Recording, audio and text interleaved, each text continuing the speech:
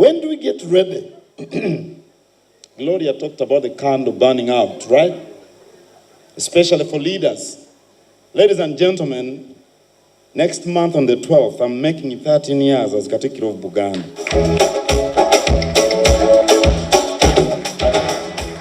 When does my candle burn out? When am I ready to notice my candle is burning out? When does anyone, any leader, know? When are they ready? When do they realize the candle is burning out? Do you even realize? I don't know. But I think the key thing is to know it will burn out. Even in my case? My brother Charlie Rubega, are you there? It will burn out because you were not the one who started whatever it is that you're doing.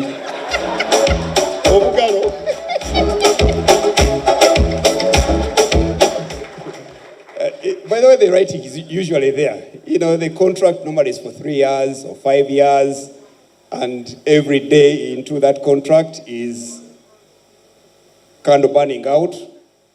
And after it ends, there's a debate whether it will be renewed or not.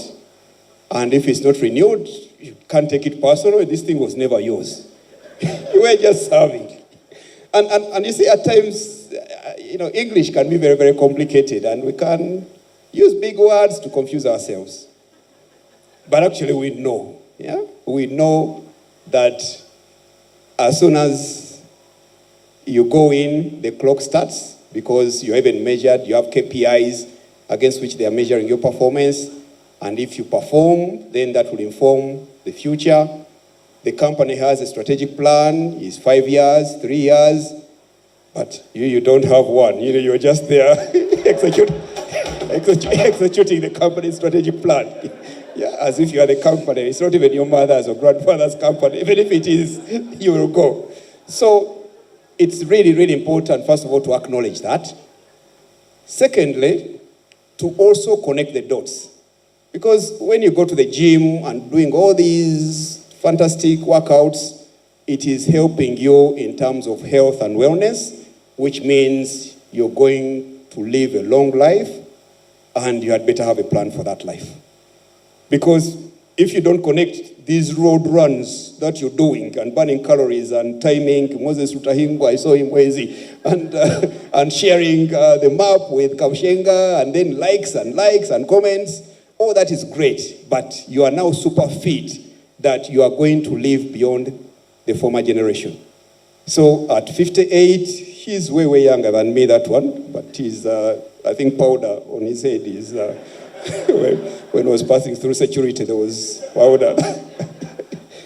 It means he at 58 or 57 might live for another 30 years, so 87. So you not, even if you wanted, you're not going to be Katikkiro when you're 87. You don't even want to be doing Katikkiro things at 87. So I think it's really important that we have a plan for that transition. You owe it to yourself. Almost everything you do, when you have a big house, when you buy a big car, when you buy fancy ties and whatever, all those things are about looking good and being comfortable, but you also need to look beyond tomorrow. And for me, what has always happened to me with all those very many odd jobs I did in my life was to envision what the future is going to be and what future I want, and also to kind of have what I call the end point. I look 5 years ahead, 10 years ahead, and I see where do I want to be, what do I want my life to be. So leaving PwC was a very informed decision. My people knew it 5 years before that, but they forgot because of the 2 years lockdown. And they thought that those 2 years now, there's Trevor Wanika, we had some interesting conversation with him, and it's a story in the book. And they thought that those 2 years of lockdown now, I shouldn't count because we were not in the office. And for that matter, I can't go at 55 because we've lost 2 years. Me, I never lost 2 years. And the things I did during lockdown, they're in that book.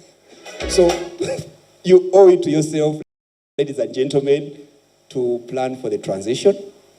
And the only way you can avoid transitioning from what you're doing to another career, whatever it is by planning the exit. No. By ceasing to exist. The insurers call it demise.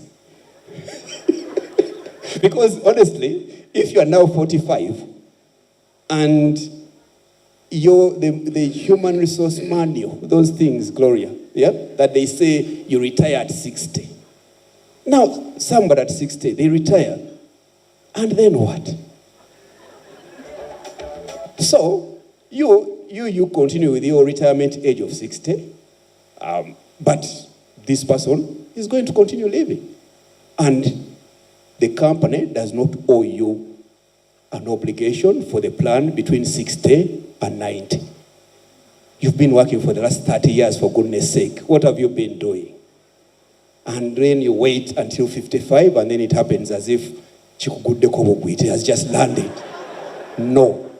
And that's the story in my book. So you can't outlive your job, the leave or break, except for the ordinary weekend. In any case, I'll be working over the weekend, or Christmas break, and I'll be working. When you go to Rubaga, you deliver a speech. That's plenty of work. So I was exhausted. And I went to see my doctor, and I thought I was ill. And he told me, you need to take a break. And I told him how important my job was. And he told me that, you know what, we love you so much, you can't even believe it. But exhaustion kills. And when you die, we shall mourn you for about 2 weeks. Then we shall ask who can do your job, and one will be found. So, therefore, don't regard your job so important that you can't think of exiting when the time comes. That's what we learned from this book. You've got to get this copy. Francis Kamulegeya, because he's the chair of the Buganda Land Board. But when people refer to him as Omukungu, some of the board members are here, and even Omutaka Namugera is a board member. I have issues with titles is one way when you're being referred to as a former something. Yeah? Omukungu eyawumula. Yeah? For example, when you retire from the board. So, in Luganda we call it eyali. Yeah? Oyo yeyali PwC blah blah blah blah. Yeah? So yesterday I was invited to speak to a workshop of ICEA. Talking about retirees and annuities and how to plan for transition. And in the program, they had me as former country senior partner of PwC. So I told them, guys, there is a current. Mayanja Uthman. Yes. Look at him. Why on earth would you call a former when there is a current? Yeah. So titles have resulted in us losing our identity. And we have become the thing. You know, we do the work and we are CEO, we are MD, we are chief this. There's even one who was introduced as a former acting commissioner.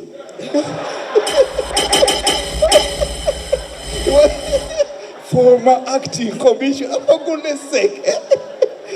You are not even the real guy.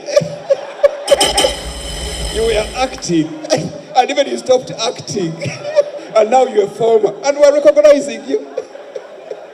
So I don't like them for that reason, and I know who I am, and if you use them for context, fine, but I know who I am. I know myself so much that another good friend of mine came to visit in some place in Nairobi. Again, I won't mention names, but he was also trying to place me because, you know, again, those families from Kampala, what, Mutundwe, you are from Chimanja, eh? And now you are... In other words, yes. You want to be judged by your output, not necessarily the title that goes along with your name. Because the title is just temporary, Katikkiro. Temporary. How many of your former friends are there? You know are they? Well, in this house, we have the former Attorney General of Uganda, the Honorable William Byaruhanga.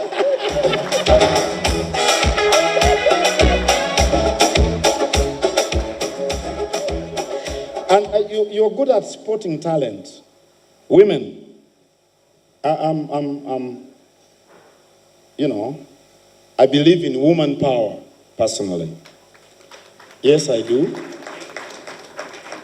And I've seen many ladies who stood up, those you've mentored, none of them were ladies. And you nurtured them to raise their voices in the boardrooms. What did you see in them? Why do you believe in them? Again, it still goes back to my mother, my sisters, and my background. So, on my father's side, it's a very, very big family in terms of numbers. On mother's side, it's 9, 3 boys, 6 girls. And my eldest sisters were old enough to be my mothers. So I was under their wings and under their care for quite some time. Fina is not old enough to be my mother, yeah, but she's now the one who is there right now. I have 4 daughters, and I've given them the very best education money can buy to be the best that they can be. I've been very fortunate that I've always been around women or ladies from home, Sipolingi, even our study group in Kavanyoro. It was myself and Sebale, another good friend of mine in California, but all the other members of our study groups were girls. So I'm very comfortable in with girls, girls like me, Gloria.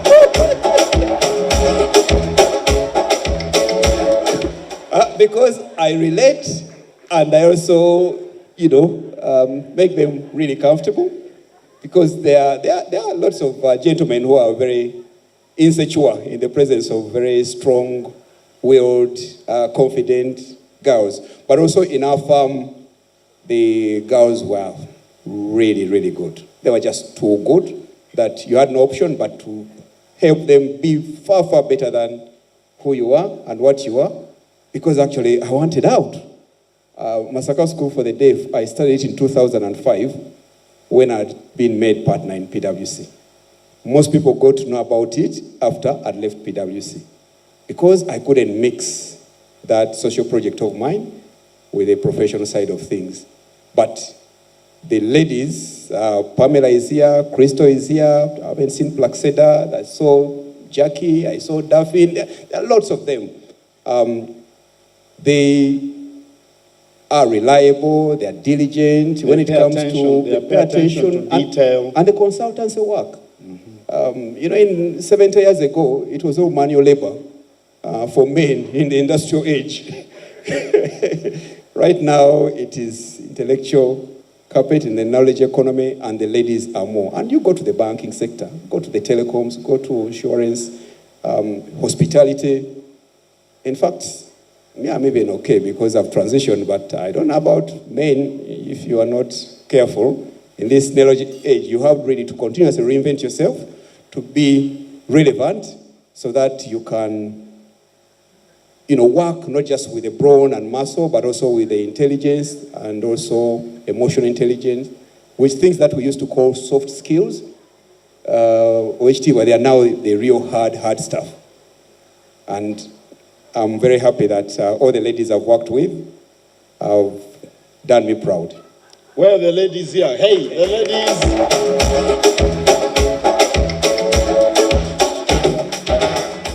My mother gave birth to 15 of us.